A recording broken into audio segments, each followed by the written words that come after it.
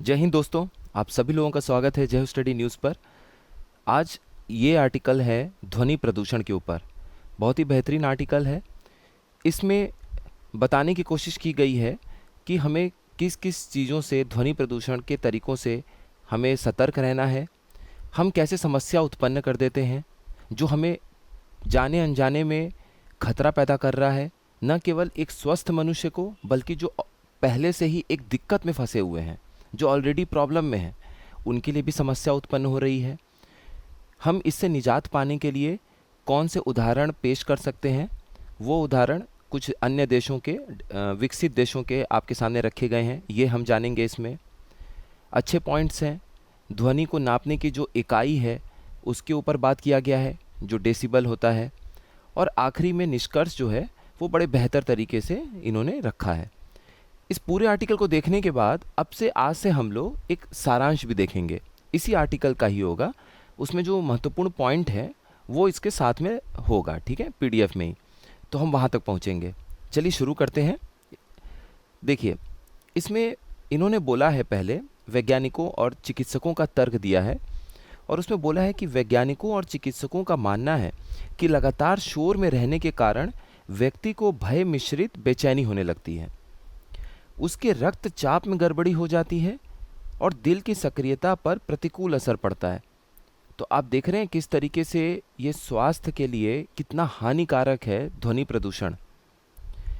इसमें आप देख रहे हैं कि न केवल आपको घबराहट, बेचैनी, एक अलग सा एंजाइटी, चिड़चिड़ापन होने लगता है, साथ ही साथ जो आपका ब्लड प्रेशर है, रक्तचाप है, उसमें दिक्कत आने लगती है। और उसके साथ साथ जो दिल की धड़कनें हैं वो भी तेज़ी से धड़कने लगती हैं। उसकी वजह से दिल की जो सक्रियता है वो जो बढ़ जाती है, उसकी वजह से शरीर के बाकी अंगों पर भी बड़ा प्रतिकूल असर पड़ता है। यहाँ पर बड़े अच्छे तरीके से शुरुआत की है और इन्होंने कहा है कि अक्सर प्रदूषण की बात करते हुए ध्वनि प्रदूषण के दुष्परिणामों की हम चर्चा नहीं करते हैं। तेज़ आवाज़ सामान्यतया किसी की ज़रूरत नहीं होती है, लेकिन लोग अपने मौज मस्ती के लिए तेज़ आवाज़ का आनंद लेते हैं और दूसरों के लिए परेशानी उत्पन्न करते हैं। पिछले कुछ वर्षों में अगर आप देखेंगे तो कई ऐसे जलसे हुए हैं, मतलब जलसे हो भी रहे हैं, जिसमें तेज़ आवाज़ वाले संगीत पर नाच रहे लोग अचानक या तो गंभीर रूप से बीमार हो जाते हैं या कभी कभी दुर्भाग्य से उनकी मौत भी हो जाती है। क्यों? क्योंकि ये देखिए, जो कारण हमने शुरुआत में देखा कि आपका रक्तचाप बढ़ जा रहा है, आपकी दिल की धड़कनें बढ़ जा रही हैं। तो अगर आपको पहले से ही कोई हार्ट की प्रॉब्लम है तो वो और प्रॉब्लम बढ़नी ही बढ़नी है, वो समस्या बढ़नी है, और इतनी बढ़ जा रही है कि कुछ कुछ केस में दुर्भाग्यवश लोगों की मौत भी हो जा रही है।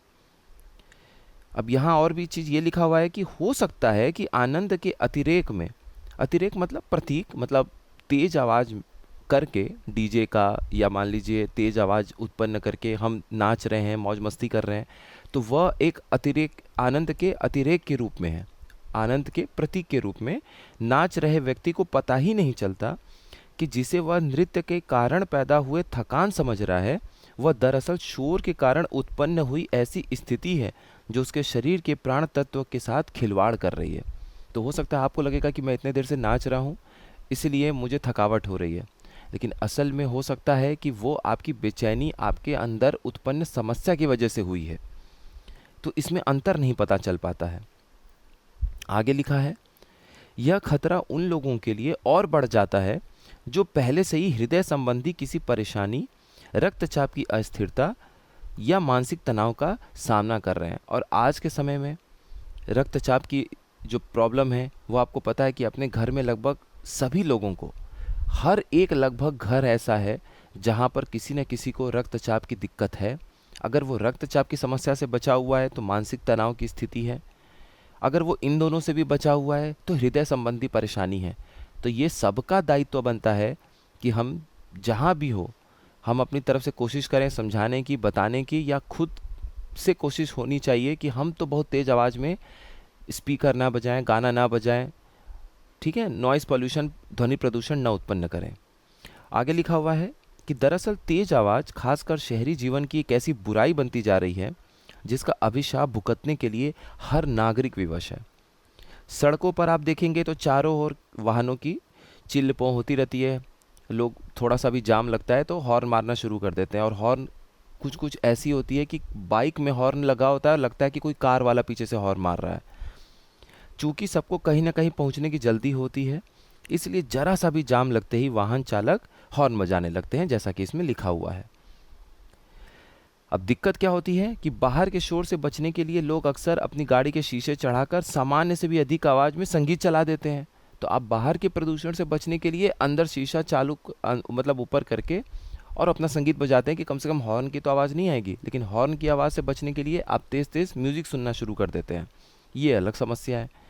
कई बार इन हेडफोन की आवाज़, अब जैसे एक और क्या लिखा है कि रेलों और बसों में यात्रा करते या सड़कों पर चलते युवा अपने कानों पर हेडफोन लगाए होते हैं। ये आमतौर पे आजकल देखा जा रहा है। कई बार इन हेडफोन की आवाज़ इतनी तेज़ होती है कि पीछे से आ रही कार का लगातार बजता हॉर्न भी सुनाई नहीं देता है। उसकी वजह से या तो दुर्भाग्यवश एक्सीडेंट हो जाता है, एक्सीडेंट के ज़्यादा चांस है, या फिर आप अपना कान खराब कर रहे हैं। आपकी सुनने की शक्ति धीरे धीरे समय के साथ कम होती चली जाएगी। देखिए, कई शोधों से पता चला है कि एक सेकेंड, हाँ, कई शोधों से पता चला है कि लोगों में लगातार बढ़ रहे चिड़चिड़ेपन और सड़कों पर वाहन चालकों में होने वाली झड़पों का कारण यह शोर ही है।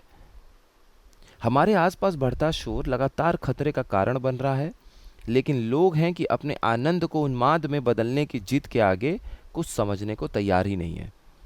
मनुष्य के, अब देखिए, ये था एक समस्या जो हम आप रोज़ निजी ज़िंदगी में करते आ रहे हैं या लोग करते आ रहे हैं, शहरों में जो चीज़ें हो रही हैं। अब अगला जो हमारा पैराग्राफ है, इसमें थोड़ा सा टेक्निकल चीज़ें जो हमारे एग्ज़ाम के लिए भी और ज़्यादा ज़रूरी हैं, वो हमें देखना है यहाँ पे। यहाँ आगे क्या लिखा हुआ है? मनुष्य के सुनने की क्षमता सीमित है। एक सामान्य मनुष्य को 1 डेसिबल तीव्रता वाली आवाज़ आसानी से सुनाई दे जाती है। डेसिबल जो है वो आवाज़ के स्तर को नापने की एक इकाई है। डेसिबल यूनिट है साउंड को मेज़र करने का। सामान्य तौर पर 30 डेसिबल, ठीक है, 30 डेसिबल से अधिक की आवाज़ को ध्वनि प्रदूषण माना जाता है। ये एक जीके का पॉइंट है आपके लिए। यह स्तर जब 120 डेसिबल से अधिक हो जाता है तो दिल की धड़कनें तेज हो जाती हैं।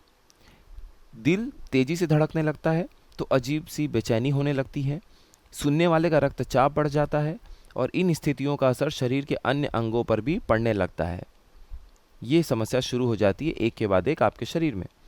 अब देखिए, बुजुर्गों या गंभीर बीमारियों से जो ग्रस्त लोग होते हैं, उनकी स्थिति कई बार जानलेवा हो जाती है, क्योंकि वो पहले से ही हृदय संबंधी परेशानी से जूझ रहे हैं, रक्तचाप की समस्या से जूझ रहे हैं, और ऐसी स्थिति में अगर आप उनको और समस्या उत्पन्न करेंगे तो जाहिर सी बात है कि मामला बहुत आगे निकल सकता है। अब देखिए, समारोह की बात उठाइए। समारोह में चलने वाले डीजे अक्सर 120 से 130 डेसिबल तक की शोर पैदा करते हैं। धार्मिक जुलूसों, बारात में सड़कों पर बजने वाले डीजे कई बार इस स्तर से भी ऊपर चले जाते हैं। कई कई बार तो इतना तेज वाइब्रेट करता है डीजे की आवाज़, कई जैसे विसर्जन वगैरह में अक्सर देखने को मिलता है, या फिर कई जगह पे ऐसे चीज़ें देखने को मिलती हैं। इतनी तेज़ आवाज़ के साथ डीजे बजता है कभी कभी कि आपको खुद फील होगा कि आपका हार्ट है किधर और आपका दिल कैसे धड़क रहा है। तो ये सब चीज़ों पे वाकई कठोर कदम उठने चाहिए। आगे क्या लिखा हुआ है कि इन दिनों, अब देखिए, चुनाव की गहमा-गहमी है आजकल। रैलियों और जुलूसों के दौर में इस तरह का शोर और बढ़ जाएगा। प्रचार के लिए किराए पर लिए गए जो वाहन हैं वो लगातार गली गली में ऊंची आवाज़ में प्रचार करते हुए आपको दिखेंगे। ऐसे में लोगों के मानसिक और शारीरिक स्वास्थ्य को मिलने वाली चुनौतियों की चिंता कौन करेगा? ये बड़ा ही अच्छा और वाजिब प्रश्न है, क्योंकि इन्हीं पार्टियों में से जीत कर लोग कल को नीति बनाएंगे, सरकार बनाएंगे। तो अगर वो सरकार बनाने के पहले, जब राजनीतिक पार्टी हैं, वहाँ पर अगर वो इस बात का ध्यान नहीं रखेंगे, तो ये उम्मीद करना भी बड़ा कठिन हो जाता है कि जब वो सरकार में नीति बनाएंगे तो फिर वो इस बात को सोचेंगे कि हमने चुनाव के दौरान जो किया वो हमें नहीं करना चाहिए था, क्योंकि अगली बार फिर चुनाव होगा, अगली बार फिर वही चीज़ें दोहराई जाएंगी। तो बड़ा ही वाजिब प्रश्न है। आगे एक छोटा सा एग्जाम्पल ये भी लिखा हुआ है कि देखिए, जब लगातार कुत्ता कोई भौंकता है तो उससे 60 से 80 डेसिबल की आवाज़ उत्पन्न होती है। इसलिए कभी कभी आप महसूस भी किए होंगे इस बात को कि श्वान मतलब वही कुत्ता, अगर लगातार भौंकता है तो एक अजीब किस्म की चिड़चिड़ाहट महसूस होने लगती है। कई कई बार आपको खुद लगता है कि कब से भौंक रहा है, क्या हो गया है इसको, ठीक है। तो वो इसलिए क्योंकि वो जो आपका रिएक्शन है वो इसलिए आ रहा है क्योंकि आप खुद चिड़चिड़ेपन में जा रहे हैं। उस आवाज़ से आपको परेशानी हो रही है, लेकिन आपकी प्रतिक्रिया तब निकलती है जब वह परेशानी एक स्तर के ऊपर बढ़ जाती है। आगे क्या लिखा है, ऐसे में उनकी पीड़ा का अच्छा ठीक है, तो एक अजीब किस्म की आवाज़ महसूस होने लगती, चिड़चिड़ापन महसूस होने लगता है। ऐसे में उनकी पीड़ा का अनुमान लगाया जा सकता है जिनके घरों के सामने कोई बारात या जुलूस रुकता है और डीजे पर ऊंची आवाज़ में बजने वाले गाने पर लोग देर तक नाचते रहते हैं। तो ऐसे जो घर हैं जिनके सामने ये डीजे वगैरह पे कभी डांस हो रहा है, पार्टी हो रही है, कुछ भी हो रहा है, तो उनकी समस्या और बढ़ जाती है। साथ ही इन्होंने एक बड़ा अच्छा एग्जाम्पल के थ्रू ये बताया कि एजेंसियां हैं, ठीक है, इन्होंने बोला कि जैसे एजेंसियां हैं तो एजेंसियां भी अपेक्षित कार्रवाई क्यों नहीं कर रही हैं। इसका कारण यह है कि लोग ध्वनि प्रदूषण के खिलाफ आमतौर पर शिकायत करते नहीं हैं। आपको कोई शायद ही दिखता होगा जो ध्वनि प्रदूषण को लेकर शिकायत दर्ज कर रहा हो। और दोषी व्यक्तियों के खिलाफ कार्रवाई करना और उन्हें अदालत तक ले जाना पुलिस के लिए भी अपना कार्यभार बढ़ाने जैसा है। पुलिस को भी लगता है कि एक तो वैसे ही इतना केस मेरे ऊपर चल रहा है, लॉ एंड ऑर्डर भी संभालो, प्रशासन का काम संभालो, और उसके बाद फिर अब ध्वनि प्रदूषण एक नया चैप्टर शुरू हो जाएगा कि इसमें जो लोग जिनके खिलाफ शिकायत हो रही है अब उनके खिलाफ चेक करो। अब उसके लिए क्या है कि ध्वनि प्रदूषण को प्रूव करना भी बड़ा कठिन हो जाता है। आपके सामने मॉडर्न इक्विपमेंट होना चाहिए, जब कोई तेज़ आवाज़ बजा रहा हो तो आप रिकॉर्ड करके उनको दिखाएं, थोड़ा सा कठिन है। तो यहाँ टेक्नोलॉजी की मदद ली जा सकती है इस चीज़ को प्रूव करने में। अब देखिए एग्जाम्पल यहाँ पर है, ये जो ऑरेंज वाले लाइट में आप देख रहे हैं हाईलाइट में, करीब 8 वर्ष पहले प्रशासन और पुलिस के अधिकारियों ने मध्य प्रदेश के खरगोन में बाकायदा डीजे वालों की मीटिंग लेकर उन्हें माननीय उच्च न्यायालय के आदेश का हवाला देते हुए पाबंद किया था कि किसी जुलूस, रैली, जलसे या यात्रा में अगर 10 डेसिबल या उससे अधिक की आवाज़ पर डीजे चलेगा तो दोषियों को 6 माह का कारावास या जुर्माना दोनों हो सकता है। तो इस तरह का आप 2-4 लाइन में अगर आप कोई ऐसे निबंध लिख रहे हैं, किसी आंसर को लिख रहे हैं ध्वनि प्रदूषण के ऊपर, तो वहाँ पर आप इसे लिख सकते हैं कि मध्य प्रदेश के खरगोन में एक बार इस तरीके से प्रशासन ने पहल की थी और समझाया था। तो इससे जागरूकता भी बढ़ेगी, प्रशासन का एक डर भी मन में बढ़ेगा, तो लोग कहीं ना कहीं बिहेवियर में, उनके आचरण में बदलाव देखने को मिलेगा। तो देखिए बाकी आगे ये भी है कि यह जो शोर है ना, ये केवल प्रदूषण ही नहीं है बल्कि एक उपद्रव भी है, क्योंकि आप दूसरों की शांति को बाधित करते हैं। अन्य एग्जाम्पल उदाहरण इन्होंने बड़े अच्छे तरीके से दिए हैं कि दुनिया में कहाँ कहाँ पे विकसित देशों में आपको ध्वनि प्रदूषण को नियंत्रण करने वाले कदम उठाए गए हैं या उदाहरण पेश होते हैं। तो उसमें एक अमेरिका का एग्जाम्पल है। अमेरिका में आवाज़ों के स्तर के लिए एक मानक स्टैंडर्ड बनाया गया है। ध्वनि प्रदूषण पर नियंत्रण के नियम बनाने के लिए यहाँ प्रांतों की सरकारों और स्थानीय निकायों को विशेष अधिकार दिए गए हैं। साथ ही कनाडा और यूरोपीय संघ के देशों ने भी ऐसे कानून हैं जो ध्वनि प्रदूषण से आम आदमी की रक्षा करते हैं। एक यहाँ पर विश्व स्वास्थ्य संगठन की भी बात की गई है कि विश्व स्वास्थ्य संगठन ने भी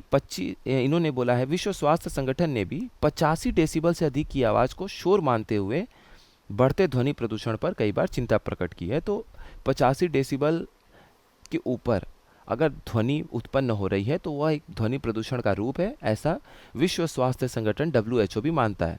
ये लाइन आप लिख सकते हैं, बड़ी वजनदार लाइन है एग्ज़ाम में, या हो सकता है इस लाइन को कहीं ना कहीं आप प्री के रूप में देखने को मिल जाए। तो आखिरी में जिन्होंने निष्कर्ष किया है, निष्कर्ष बड़ा ही बेहतरीन तरीके से किया है एक शायराना अंदाज में। इन्होंने लिखा कि किसी शायर ने लिखा है कि यह खामोश मिजाजी तुम्हें जीने नहीं देगी, इस दौर में जीना है तो कोहराम मचा दो। मगर ध्वनि प्रदूषण के दुष्परिणामों को देखकर तो यही कहा जा सकता है कि यह शोर जो हमारे आसपास पसरता जा रहा है सचमुच हमें शांति से जीने नहीं देगा। तो आप अपना निष्कर्ष भी कुछ प्रयोग कर सकते हैं। अब देखिए इसको पढ़ने के बाद आप लोग ज़रूर इसको एक बार आप लोग एडिटोरियल ज़रूर पढ़ा करिए खुद से भी, अब चीज़ें बहुत आसान हो जाएंगी समझने में। अब हम लोग इसका पूरे का निष्कर्ष समझते हैं कि आखिर हम लोग सारांश देखते हैं कि हम लोगों ने पढ़ा क्या। तो ये है आपके लिए सारांश। सारांश किसका है? कानों में कहर बरपाती आवाज़ें। तो देखिए चिकित्सक ये कह रहे हैं कि लगातार शोर में रहने के कारण भय मिश्रित बेचैनी, रक्तचाप में गड़बड़ी और दिल की सक्रियता पर प्रतिकूल असर पड़ता है। तेज आवाज़ शहरी जीवन की बढ़ती बुराई है जिसका अभिशाप भुगतने के लिए हर नागरिक विवश है। शोध बताते हैं कि लोगों में लगातार बढ़ रहे चिड़चिड़ेपन और सड़कों पर वाहन चालकों में होने वाली झड़पों का कारण यह शोर ही है। डेसिबल आवाज़ के स्तर को नापने की एक इकाई है। जैसा कि हम लोगों ने देखा, सामान्य मनुष्य को 1 डेसिबल तीव्रता वाली आवाज़ बड़ी आसानी से सुनाई देती है। सामान्य स्तर पर 30 डेसिबल से अधिक की आवाज़ को ध्वनि प्रदूषण माना जाता है और 120 डेसिबल से अधिक होने पर तो दिल की धड़कनें और रक्तचाप बढ़ जाती हैं। कानून का पालन करने वाली एजेंसी उचित कदम क्यों नहीं उठाती, जैसा कि प्रश्न पूछा गया था संपादकीय में। तो इसका पहला कारण है, लोग ध्वनि प्रदूषण के खिलाफ आमतौर पर शिकायत नहीं करते। और दूसरा, दोषी व्यक्तियों के खिलाफ कार्रवाई करना और उन्हें अदालत तक ले जाना पुलिस के लिए भी अपना कार्यभार बढ़ाने जैसा लगता है। ध्वनि प्रदूषण पर नियंत्रण के लिए कुछ उदाहरण हैं। अमेरिका में आवाज़ों के स्तर के लिए एक मानक बनाए गए हैं और कनाडा और यूरोपीय संघ के देशों ने भी ऐसे कानून बनाए हैं जो ध्वनि प्रदूषण से आम आदमी की रक्षा करते हैं। और ये नोट है लास्ट में कि विश्व स्वास्थ्य संगठन ने भी 85 डेसिबल से अधिक की आवाज़ को शोर माना है। तो ये दोनों ही पीडीएफ आप लोगों को जय हो स्टडी के मेन टेलीग्राम चैनल पे मिल जाएगा और जय हो स्टडी 1 डे एग्जाम्स के टेलीग्राम चैनल पे भी मिल जाएगा। आप लोग अच्छे से पढ़ते रहिए। मिलते हैं फिर अगले संपादकीय में। आप सभी लोगों का बहुत बहुत धन्यवाद।